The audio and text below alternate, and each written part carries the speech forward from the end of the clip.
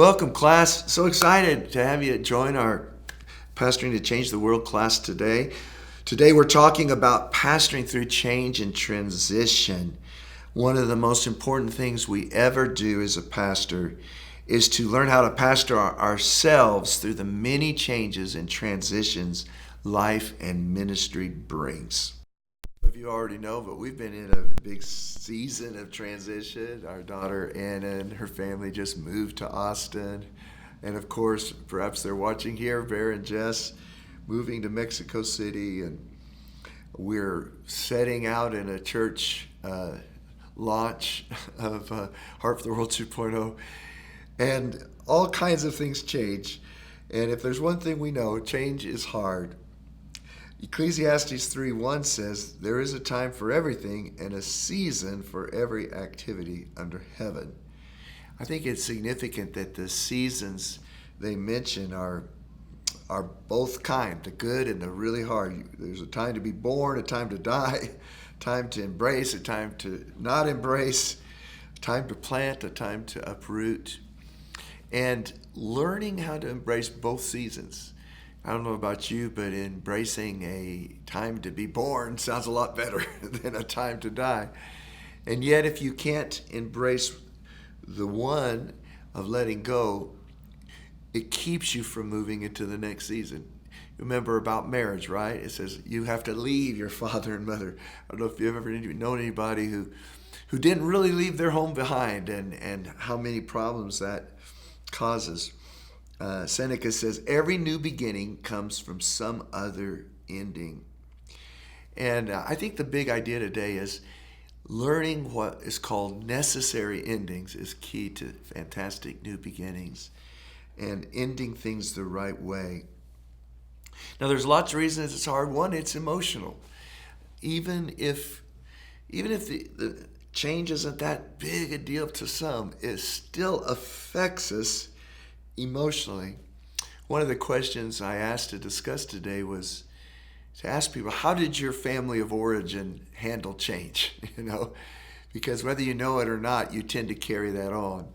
And I would just say about my family of origin, there were things we didn't do well. I was very good at starting new things, but not always great at finishing things well. That's why my wife says I'm good at taking down the dishes, but not as good at putting them up. But really, what I mean by that is when something changed, often I would end up feeling like a failure or ashamed. Or I remember in my last church where we had a Christian school for a season, and then it was clearly time that season was over. And yet to close the Christian school just brought so much pain that I wrestled a year about it. And it actually caused a lot more pain to not end it when it needed to end. And many of you know what that's like. You have someone maybe leading in a group and you know they're not the right ones. And you keep trying to bolster that up and you just keep trying to help that thing live. And its season was over. And if you don't do it well, it can really set you back. As a pastor, you're going to lead the church or the mission through many changes. And it's so important to know. Someone said if change is done right, you're going to look back and call it growth. If change is done wrong, you're going to look back and call it grief. They tell us that only about 10% of the population is what I call early adapters. They're like, yeah, let's try something new.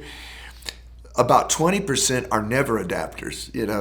Remember the old guy that someone was telling him about change was going to happen. He says, well, I don't know what it is, but I'm against it. I'm against it, whatever it's going to be. I'm not changing.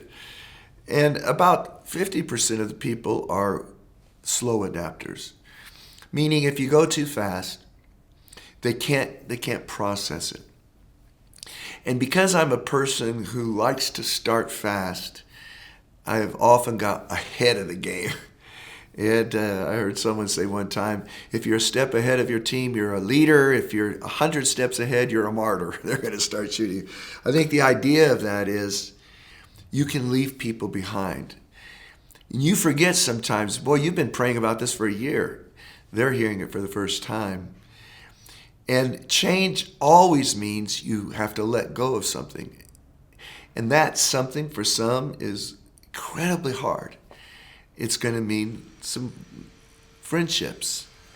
I'm going to challenge people, help us go start a campus. Well, it kind of sounds exciting on the one hand. Then all of a sudden you're going to get over there and you're going to say, man, I sure miss talking to James or John. Oh, you lost something. And if they don't understand that process, it can really put people back. Even we think of Jesus' death and resurrection, and that's where our theology of change comes from. Jesus says in John 12:24, unless the seed falls in the ground and dies, it abides alone. But if it dies right, then it's going to produce a lot of fruit. I think it's a beautiful picture. If you know how to let go of things right, there's a resurrection. But emotionally, the disciples, even after they saw Jesus resurrect, you remember they still went through trauma. The road to Emmaus, they went through disillusionment, disorientation, disappointment, feelings of despair before they could come into discovery. And Jesus was very patient with that process. He helped them. He let them go through it. If you know anything about here in America, Joe Biden had a little problem with change. It took him a long time to finally say, wow, maybe my season really is supposed to be over. And I'm not making fun of him. I'm saying that's all of us. But here's the key.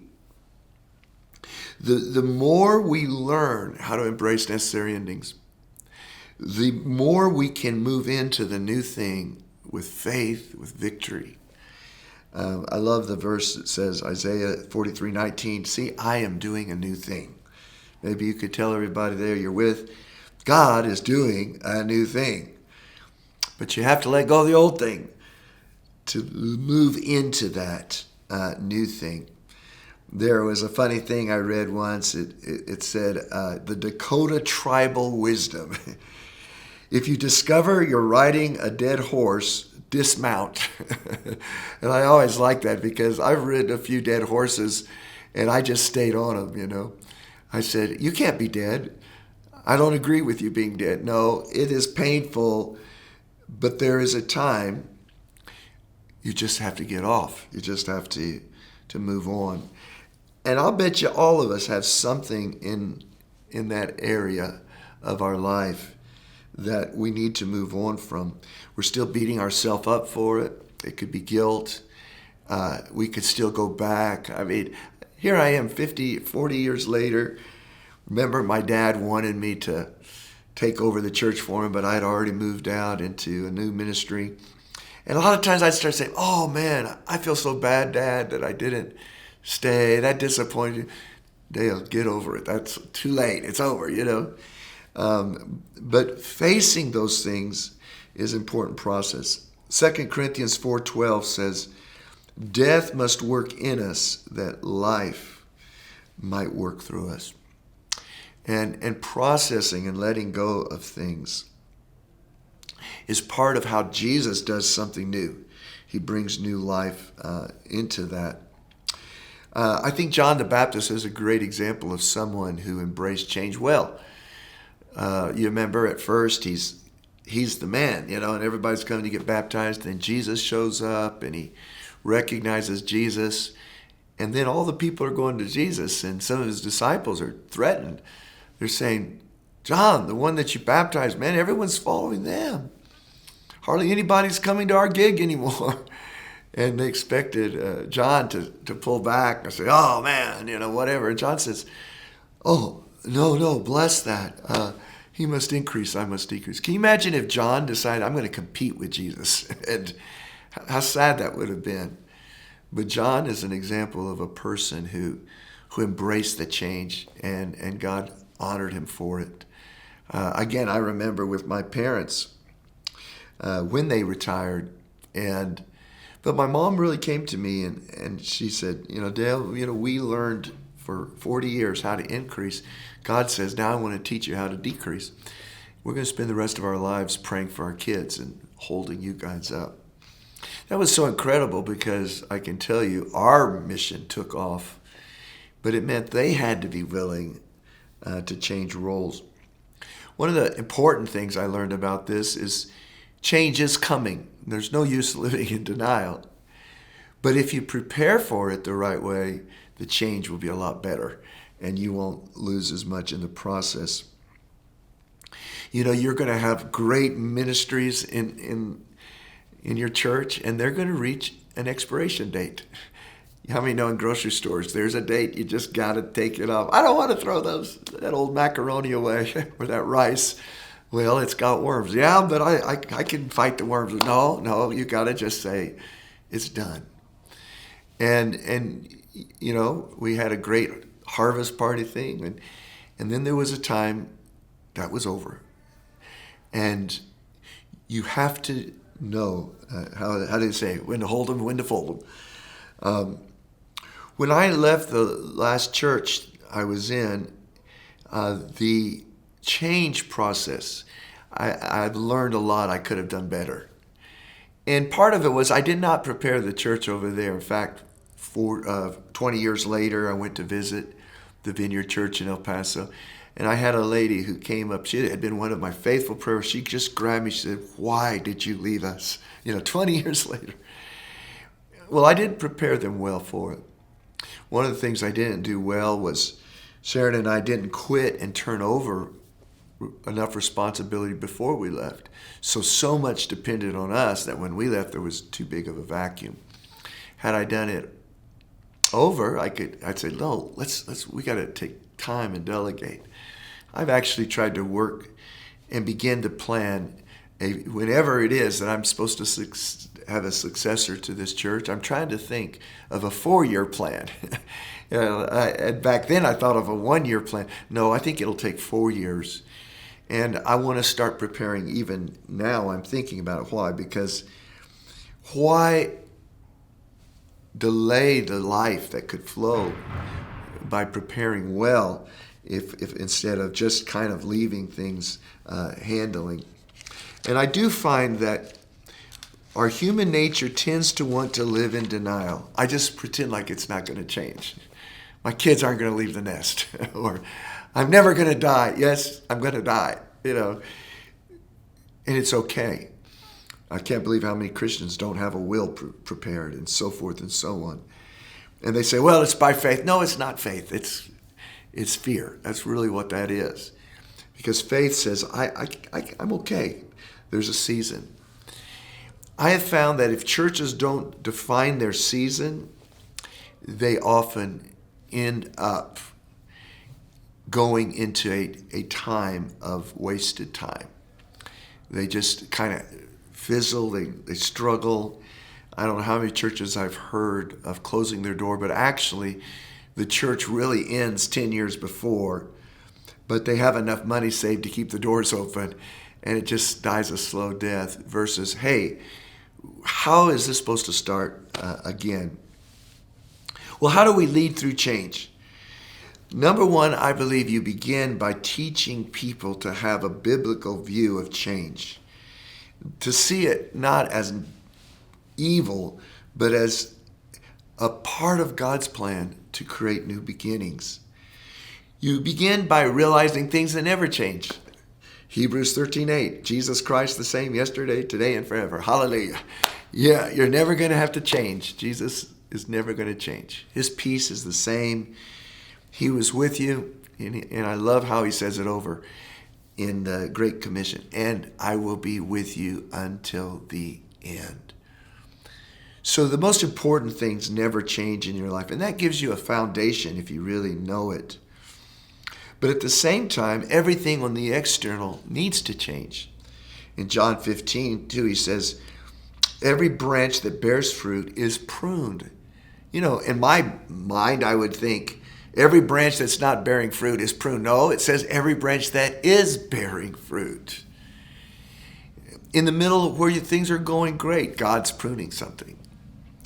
And our willingness to see that is critical to embracing all that God has. Another thing to be aware of is the process of change can take a lot longer than you thought it would. And there's so many examples of that season called living in the land between. I mean, the children of Israel thought, well, we're changing from Egypt to the promised land. They didn't calculate, yeah, but there'll be a long years in the middle. Joseph knew that God was going to cause all things to work together for good, but he didn't expect it to take 14 years from the prison to the palace. Many of you are in a season where right now you feel stuck. You feel, God, you're not doing anything. But he is. Because the biggest thing God does always is something in us before he does something through us or for us. It's that inward work. Abraham has to wait 27 years.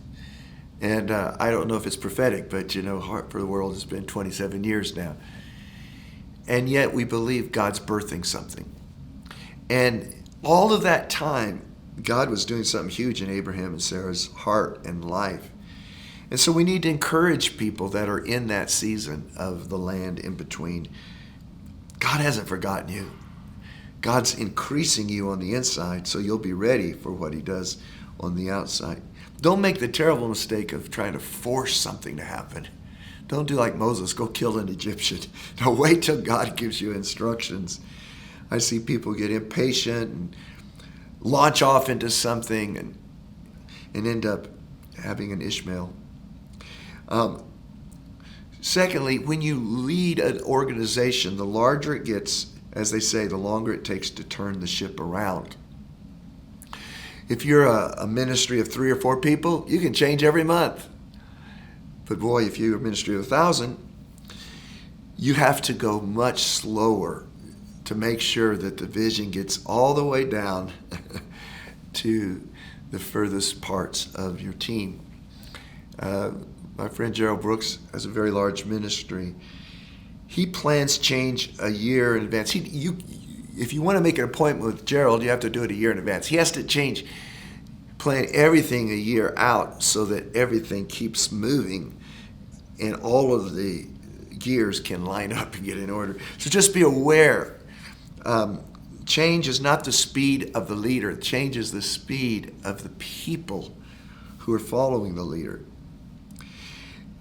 The other thing is to realize learning how to deal with change always starts with you. Leaders always go first. If you are not changing, you are not growing. And if you are not growing, you can't lead others into growth and change. We've often said the most important quality of an effective leader is adaptability. Leaders have to adapt quickly, especially in the world that we live in, where things are changing at a rate they never have. We value being fast, flexible, and fluid. I love the quote, "Blessed are the flexible, for they won't get broken or bent out of shape, and they will quickly fit into the new place God has called them to be." If you're old like me, you remember Gumby. That's the Gumby anointing. You're ready. Lord, I know that I can't lead the way I led 10 years ago. If I tried to minister to my grandkids the way I did to my children, that isn't going to work, Every season takes growth, which means I've got to grow. I have to be willing to change. I have to be willing to always keep learning. I have to be learning the language of the people I'm leading. I know how to lead people that are like me, but do I know how to lead people like the ones that are now coming to my church that are a new generation or maybe from another culture? I can't expect them to adapt to me. That's what a servant leader is. I would encourage you as a leader, you need to spend lots of time just asking questions of the people you're leading, or you may be leading people that aren't in front of you anymore. You may be leading the people that were there 20 years ago, if you're as old as I am. So you're always needing to learn. In Exodus 18:17-23, there's an interesting story as Moses has led the children of Israel to the wilderness. He's up day and night counseling them, solving their problems.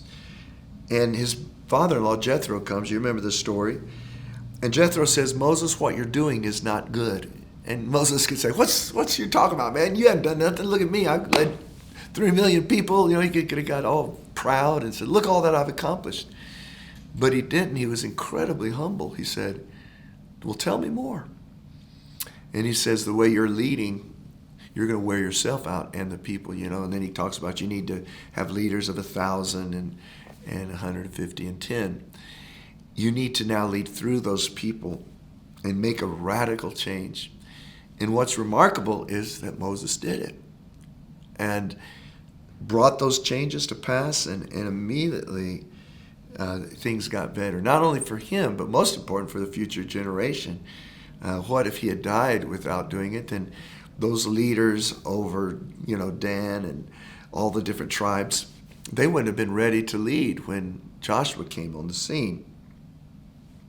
In my own phase, I've spent a lot of time saying, because I've been talking about 2.0 for a year. So my first question is not what does it look like in the church, what does it look like with Dale? How do I have to lead different in the next 5 years than I have in the first 40 years?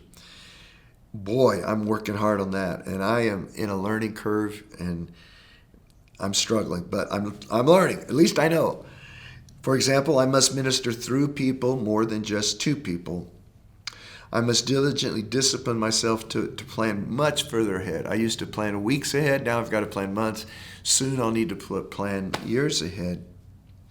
I need to not work in the ministry near as much as on the ministry. I need to not, even though my favorite thing was pastoring people and just counseling and being with them, and sometimes I can still do that, but with the size of the church I can't. If I do that, the church isn't going to work anymore. I have to work on the ministry, the vision, the planning, the developing of leaders, so that they can shepherd the people. Someone called it going from being a shepherd to a rancher. I must model and teach my leaders how to go from ministers to multipliers themselves. At our stage, our leaders can't just be ones who do ministry. Now we have so many that our ministers have to raise up ministers. And that's the only way they can lead their ministries, is by having other ministers that they teach to minister and help keep it going. My whole success now depends on how much I can help others shine.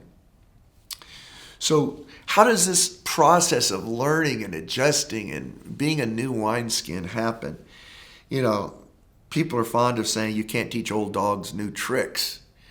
Well, thank God we're not dogs. But anyhow, the idea there is it's not about your age. You cannot teach people who don't know they need to be taught new tricks. You cannot teach people who are not willing to learn new tricks. But anybody can learn new tricks if they're teachable and if they're willing to admit that they need help. So it all begins with our thinking.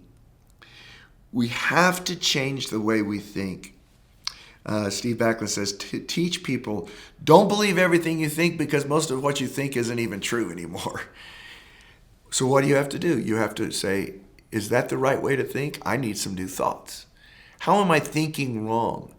And you need to get some fresh people around you and say, here's the way I've always thought about doing a worship set, and it worked for 20 years. Tell me, is there a way that I need to think different now? Rather than say, I know this works, I've done it, it always worked. No, say, I've done it this way. Now tell me another way to think that I've never thought. And it's good to watch other things online. In other words, just to shake it up a little bit. Einstein was famous for saying, problems can't be solved at the level of thinking we had when we created them. We have to continually. And how do you do that? You just keep asking the same kind of question, like, why are we doing that? Not negatively. Someone just asked me, why do we still have people sign a guest book? Nobody signs pieces of paper anymore. Why do you do that? I don't know why. And I got to be honest with you, as a leader, it can kind of like having a 3 or 4 year old kid around all the time. Why, Daddy? Why? I don't know why. Just stop it, But you can't be that way, because those questions are how you move forward. And sometimes you'll think and you'll listen and you'll go back to some other ways that you did it, but at least you always kept stretching your thinking and stretching your mind to the next possibilities that were before you. Finally, leaders who help others change are sensitive to what kind of change is needed and how the people who are going to have to change need to be pastored through it. You can't impose change, you have to pastor change. I like what this big sister took her little brother to get some new shoes, and the shoe salesman was kind of pushy and started just shoving shoes on this little guy, and he was crying, and the shoe salesman said, "What's wrong with him?" And she said, "You can't just put shoes on him. You got to love the shoes on him, You got to come down to his level. You got to know how he thinks before you can make him change his shoes." And so it is with the people you're around. You always have, we say, touch a heart before you ask for a hand. You always have to care how they feel before you can tell them where they're going to go. And so it's sensitivity. This is so true when generations walk together. And I found such a big difference when I went from being a youth pastor, especially because I was close to their generation, to being a senior pastor. Because I didn't understand that old people change completely different than young people. And you don't just change. There's a reason that banner is on the wall. And as they say, before you take the banner off, you better find out why it was put on that wall or somebody's going to be mad, right? That's what they say. If you ever see a fence and you want to knock down the fence, make sure you find out why that fence is there, or someone's going to get offended. And so you have to go a complete different approach. You have to find out their journey. I love this phrase, don't expect people to embrace the future until you've correctly and continuously honored the past. Unfortunately, that's what happens when there's a change of leadership so often. People rush in there and say, "All right, you guys, we're going to do it a new way. This is going to be so much better, man. It's been proven over at this church. Man, if you do it like this is how Elevation Church is doing it, it'll just rock." And these people are staring at you like, "Don't you care about the sweat, blood, and sweat and tears that my daddy and granddaddy put in this place?" And they feel disrespected. So what you want to do there is take much time to honor the past. John Maxwell, when he took over a church, he said he took John Maxwell, of course, has all this great vision and everything. He said he didn't do anything for the first year, but just kept listening, kept talking. And then every time he was about to enter an idea to change, he spent 10 times as much time honoring what the previous pastor had done, because he had been there 26 years. He said, "Man, I'm just amazed at Pastor, what he had done there. Wasn't that amazing? I just heard the stories of that. Hey, you know what? Here's what I was thinking about changing these chairs out. What do you think of that?" It was like, well, okay, we can swallow that because you loved our pastor, not because you're so smart. And so that's a humility thing, especially for young people to learn. Honor legacy, honor. And then you earn permission to lead people in change. What I found is read your crowd. And figure out, okay, there's the early adapters, and there's the never adapters. Okay, we can't do much with that. And here's everybody else. And then go to that middle crowd and take a long time seeing what do they need to get. One of the simplest things I've found, and boy, is it true, and it's hard for me to imagine, the average human being has to hear something 6 times before it becomes, oh, I'm supposed to do something about that. Isn't that interesting? We've just we're doing this campaign on possessing the land and purchasing some other land and stuff like that. And so I've intentionally tried to take 6 weeks because I want the church has to hear it. I'll bet you next week somebody will say, "Oh, you mean you're telling us?" And then some, it'll be a year from now before they get it. But what I'm telling you is, if you haven't said it until you're sick and tired of saying it, they haven't heard it. And that's just such an important thing. So realize you're until they start saying back to you. Someone said the secret, how you know change is working, is the echo. Not because you're saying it, but the day as a leader, all of a sudden you hear somebody talking and they're repeating it. You're saying, yes, somehow. It's starting to stick. It's starting to stick. Be patient and grow. Just in the end, there's a survey I gave you. It's from Emotionally Healthy Leader, page, chapter 9. But it's such a good survey. And it just helps you talk about your own way of handling endings and to look inside. And, one of the things that I was challenged to do by this, and just as an organizational change, is that every quarter of the year, something I've got to stop doing. And this has been a huge challenge for me. So what I'm trying to do right now, when it comes January 1st, what is it that I will never do again in the church? Not because I couldn't, but because I have to move to something else. And I'm pausing and I'm thinking, is it time for me to give up weddings or funerals? Is it time for me to quit doing the announcements? Whatever it is. And to be honest, I haven't been that great at it. But someone said, if you ever want to go where you're going to quit something every few months so that others can grow in the organization. Here's the big question. After you take that, I think you're going to realize some of the areas where you either embrace change well or not. I really would encourage you to have a little discussion about your own, as we talk about family of origin. How did you grow up with change? Was it hated?